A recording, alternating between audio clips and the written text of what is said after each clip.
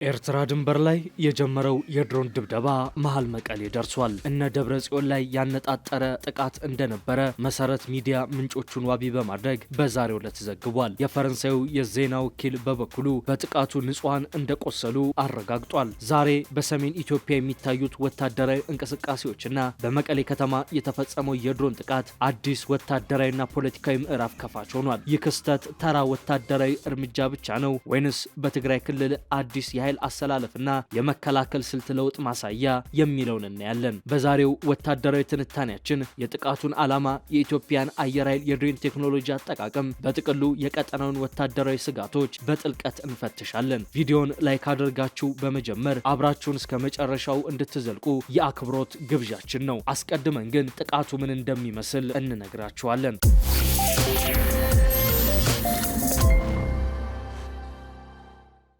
ዛሬ መቀሌ ላይ የተሰማው የድሮን ድምጽ የአንድ ጥቃት ዜና ብቻ አይደለም። ይህ ጥቃት ከተከሰተበት ጊዜ ከተመረጡት አካባቢዎችና በትግራይ ውስጥ ከሚታየው የፖለቲካና የወታደራዊ ውጥረት ጋር ስንመለከተው አንድ ትልቅ ጥያቄ ያስነሳል። ይኸውም ይህ የተገደበ የአየር ጥቃት ነውን ወይንስ ወደ ሌላ ዙር ጦርነት የሚያመራ የወታደራዊ ሂደት አንዱ ክፍል? ይህንን በጥልቀት እንመለከተዋለን። በቅድሚያ ግን ዛሬ ምን ተከሰተ የሚለውን እንዳስ። የዛሬው ዘገባ በመቀሌ 2 የድሮን ጥቃት መፈጸማቸው ይገልጻል። የመጀመሪያው በሐውልቲ ክፍለ ከተማ ሞማና ቀበሌ ከቅድስት ማርያም ቤተክርስቲያን አቅራቢያ መድረሱን የተዘገበው የአይደር ሆስፒታል ድንገተኛ ክፍል ቢያንስ 13 ተጎጂዎች መኖራቸውን ይፋ አድርጓል። ሁለተኛው ጥቃት በኩሃ አካባቢ መፈጸሙ ተዘግቧል። ነገር ግን በዚያ የተረጋገጠ የሰው ጉዳት እስካሁን ድረስ አልተመዘገበም። ይህ ጥቃት የተከሰተው ነሐሴ 18 በመቀሌ አቅራቢያ በዳንደር መንደር የተፈጸመ ሌላ የድሮን ጥቃትን ተከትሎ ነው። በዚያ ጥቃት ቢያንስ አንድ ሰው መሞቱን ኤኤፍፒ ከአንድ የአካባቢው ካህን ምስክር ነትን በመጥቀስ ዘግቧል። ስለዚህ የዛሬውን ክስተት እንደ ተነጠለ ክስተት ማየት ብቻ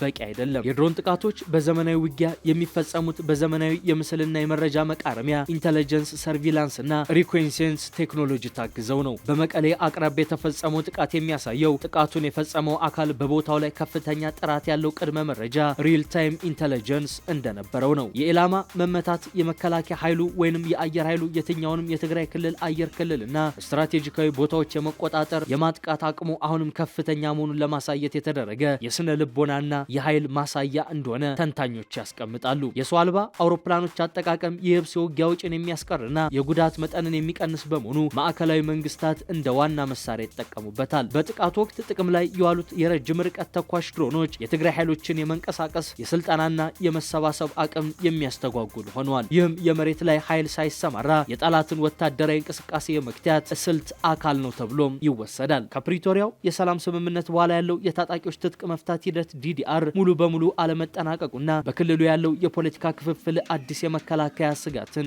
ደቅኗል። የድሮን ጥቃቶች መመለስም በክልሉ ያሉ የተለያዩ የጦር አዛዦች ዳግም ወደ ደፈጣ ውጊያ ወይንም ወደ ተበታተነ አደረጃጀት እንዲሸጋገሩ ሊገፋፋቸው እንደሚችል ተንታኞች ያስቀምጣሉ።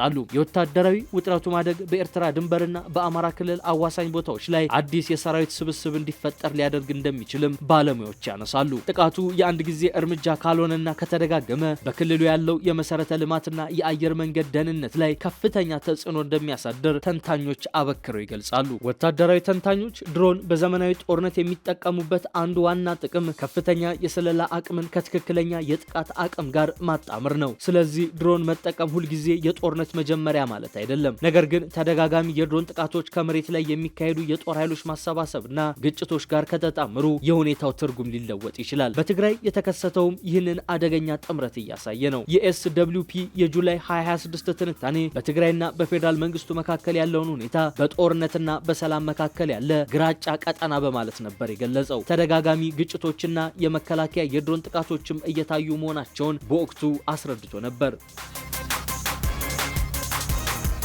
ተንታኞች ባለፉት ሳምንታት ከተከሰቱ የድሮን ጥቃቶች በተለየ የመቀሌው ጥቃት ልዩ ያደርገዋል ይላሉ። ለመሆኑ መቀሌ ላይ በዛሬው ዕለት የተፈጸመው የአየር ጥቃት ልዩ የሚያደርገው ምንድን ነው? የመቀሌ ስትራቴጂካዊ አስፈላጊነት ከተማዋ የትግራይ የፖለቲካ የአስተዳደርና የሎጂስቲክ ማዕከል መሆኗ ነው። ስለዚህ መቀሌን መምታት ከአንድ የጦር ሜዳ ኢላማ በላይ የፖለቲካ መልእክትን ይዛል። በተለይ በከተማ ውስጥ ጥቃት ሲፈጸም የወታደራዊ ጥቅሙና የፖለቲካ ዋጋው በጣም ይለያያል። ኢላማው ወታደራዊ ከሆነ አካላዊ ጥቅም ሊኖረው ይችላል። ነገር ግን የሲቪል ህዝብ ከተጎዳ የፖለቲካ ዋጋ ከወታደራዊ ጥቅሙ በጣም ሊበልጥ ይችላል።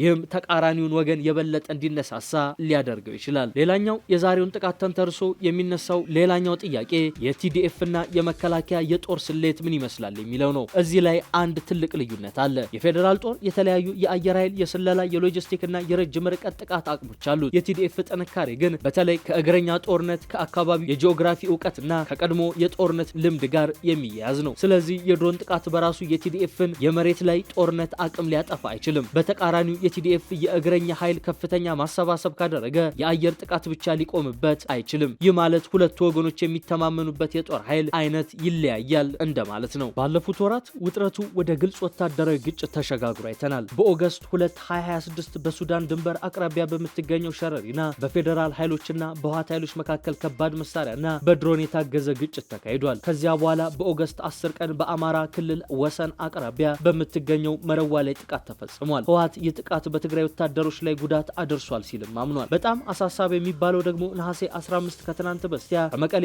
15 ኪሎ ሜትር ርቀት ላይ በምትገኘው ደንደራ መንደር በአንድ የገበሬዎች ማሰልጠኛ ማዕከል ላይ የተፈጸመው ጥቃት ነው። ይህም ግጭቱ ወደ ክልሉ ፖለቲካዊ ማዕከል እየተጠጋ መሆኑን የሚያሳይ ምልክት ተደርጎም ተወስዶ ነበር።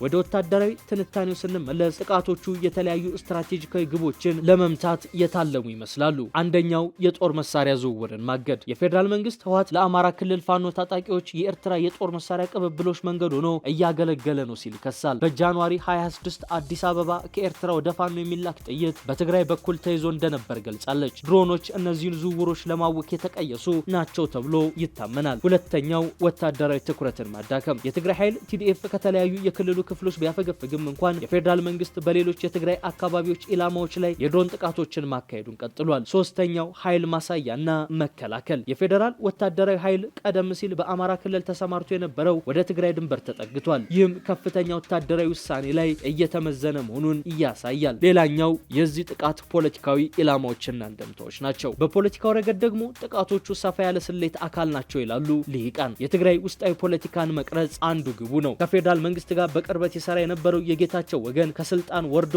ደብረጽዮን ገብረ ሚካኤል የሚመራው ወገን ስልጣኑን ከያዘ በኋላ የፌዴራል መንግስት ከትግራይ ጋር ያለው ግንኙነት በእጅጉ ተለውጧል። ሌላኛው በእነዚህ ጥቃቶች የኤርትራ ትግራይን ትብብር መከላከል ይቻላል የሚል ነው። የጽምዶ ጥምረት መፈጠር ኤርትራ ከትግራይና ከፋኖ ታጣቂዎች ጋር ያደረገችው ትብብር ለፌዴራል መንግስት ትልቅ ስጋትን ፈጥሯል። የድሮን ጥቃቶቹ የትብብር ከመጠናከሩ በፊት ለማዳከም የተደረገ ሙከራ ተደርጎ ሊታይም ይችላል። ከዚህ በተጨማሪም አንዳንድ ተንታኞች እንደሚሉት ጥቃቶቹ ትግራይን ወደ ድርድር ጠረጴዛ ለመመለስ ወይንም ደግሞ የፌዴራል መንግስት ስልጣንን ለማጠናከር የተደረገ ጫና ሊሆኑ ይችላሉ በማለት ያብራራሉ። በሌላ ወገን የትግራይ ባለስልጣናት የተለየ ትርክት ያቀርባሉ። ጥቃቶቹ የፕሪቶሪያ ሰላም ስምምነትን መጣስ ናቸው ሲሉ ይከራከራሉ። እናም ይህ ከባድ ውጥረት ሲሆን ወደ አዲስ ጦርነት ያመራል የሚል ስጋትም አላቸው። ብዙ የትግራይ ክሶች በገለልተኛ አካል አልተረጋገጡም። የፌዴራል መንግስትን ብዙ ጊዜ በይፋ ምላሽ አይሰጥም። እንደሚታየው በትግራይ ያሉት የድሮን ጥቃቶች ነጠላ ምክንያት የላቸውም። ወታደራዊ ስሌት፣ የክልል ፖለቲካ እንዲሁም ቀጠናዊ ጥምረቶቹ ላይ የተሳሰሩበት ውስብስብ ሁኔታ ነው። ወደፊት ምን እንደሚከሰት ለማወቅ አስቸጋሪ ቢሆንም ሁለቱም ወገኖች ወደ ትልቅ ግጭት የመሸጋገር እድላቸው ግን እየሰፋ ስለመምጣቱ ነው የሚዘገበው። እንደዛ አፍሪካ ሪፖርት ዘገባ ደግሞ የኢትዮጵያ መንግስት በትግራይ ክልል የፈጸማቸው የቅርብ ጊዜ ድሮን ጥቃቶች ወደ ህወሓት ይዞታዎች በጥልቀት ለመግባትና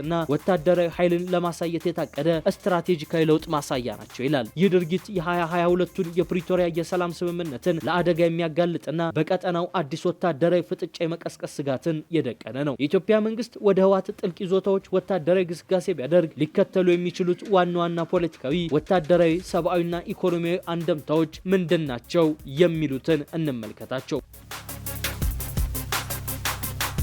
በኖቬምበር 22 የተፈረመው የፕሪቶሪያ የሰላም ስምምነት ሙሉ በሙሉ ሊፈርስና ሀገሪቱ ወደ ነበረችበት መጠነ ሰፊ ጦርነት ልትመለስ ትችላለች። ማለትም ዳግማዊ የትግራይ ጦርነት ይቀሰቀሳል ማለት ነው። በተጨማሪም ውጊያው ወደ ህዝብ መኖሪያዎች ከተጠጋ በሚሊዮን የሚቆጠሩ ዜጎች ዳግም ለከፋ መፈናቀልና ስደት ሊጋለጡ ይችላሉ። ለክልሉ የሚቀርበው ሰብአዊ እርዳታና መሰረታዊ አገልግሎቶች ማለትም ባንክ፣ መብራትና ቴሌኮም እንደገና ሊቋረጡ ይችላሉ። ከዚህ በተጨማሪም ዘላቂነት የሌለው ወታደራዊ ፍጥጫ ወይንም የሽምቅ ውጊያ ሊቀሰቀስ ይችላል። የፌዴራል ኃይሎች ወደ ጥልቅ ይዞታዎች ቢገቡ እንኳን ቀጠናውን ሙሉ በሙሉ ተቆጣጥሮ ማቆየት አስቸጋሪ በመሆኑ ህወሓት ወደ ረጅም ጊዜ የሽምቅ ውጊያ ሊመለስ ይችላል። በሁለቱም ወገኖች ላይ ከፍተኛ የሆነ ወታደራዊ የሰው ኃይልና የቁሳቁስ ኪሳራንም ሊያስከትል ይችላል። ሌላው እዚህ ጋር የሚነሳው የውጭ ጫናና የኢኮኖሚ ድቀቱ ነው። ለልማትና ለዳግም ግንባታ መዋል ያለበት የሀገር ሀብት ወደ ጦርነት ወጪዎች ይዞራል። የድሮ የኑሮ ውድነትና የዋጋ ግሽበት በመላ ሀገሪቱ ላይ በከፍተኛ ደረጃ ይጨምራል። በተጨማሪም ዓለም አቀፍ አበዳሪዎችና አጋሮች ኢኮኖሚያዊ ድጋፎችንና የዕዳ ሽግሽግ ሂደቶችን ሊያግዱ ይችላሉ። ይህ ለፌዴራሉ መንግስት ከባድ ጫና ነው። ሌላው እዚህ ጋር የሚጠቀሰው የቀጠናው ሀገራት ጣልቃ ገብነት ነው። የትግራይ ግጭት በድጋሚ የሚያገረሽ ከሆነ እንደ ኤርትራና ሱዳን ያሉ የጎረቤት ሀገራት ፍላጎትና ቀጥተኛ ያልሆነ ተሳትፎ ሊቀሰቀስ ይችላል። ቀጠናው ቀድሞውኑ ካለበት የሱዳንና የሶማሊያ አለመረጋጋት በተጨማሪ ሌላ ትልቅ የደህንነት ስጋት ውስጥ ሊወድቅ ይችላል። ጥቃቶቹ በእንዲህ መልኩ ከቀጠሉ ወደ ሙሉ ጦርነት ሊገባ ይችላል። ይህ ደግሞ ትልቅ ቀጠናዊ ቀውስን ይፈጥራል። በተለይም ሱዳንና ኤርትራ ወደ ጦርነቱ የሚገቡበት እድል ሊፈጠር ይችላል። ይህም ጦርነቱን ቀጠናዊ መልክ ይሰጠዋል ማለት ነው። በጥቅሉ በመቀሌ የተፈጸመው ይህ የድሮን ጥቃትና የሰሞነኛዎቹ ተከታታይ ድብደባዎች የቀጠናውን ሰላም ዳግም አደጋ ላይ የሚጥሉና ሰፊ ወታደራዊ አንደምታ ያላቸው ክስተቶች ናቸው። ወታደራዊ ኃይልን በመጠቀም ችግሮችን ለመፍታት መሞከር ቀጣይነት ያለው ሰላም እንደማያመጣ ያለፉት ዓመታት ትምህርት ሰጥተውናል። እስኪ እናንተስ ምን ታስባላችሁ? ይህ የድሮን ጥቃት በክልሉ ሰላምና ደህንነት ላይ ምን አይነት ተጽዕኖን ያሳድራል? ሀሳባችሁን በአስተያየት መስጫው ላይ ይጻፉልን። ቪዲዮ ከተመቻችሁ ላይክ እና ሼር ማድረጋችሁን አትርሱ። አዳዲስ ወታደራዊና ፖለቲካዊ ትንታኔዎች እንዲደርሷችሁ ቻናሉን ሰብስክራይብ ያድርጉ። ስለተከታተላችሁን እናመሰግናለን። ሰላም ሁኑ።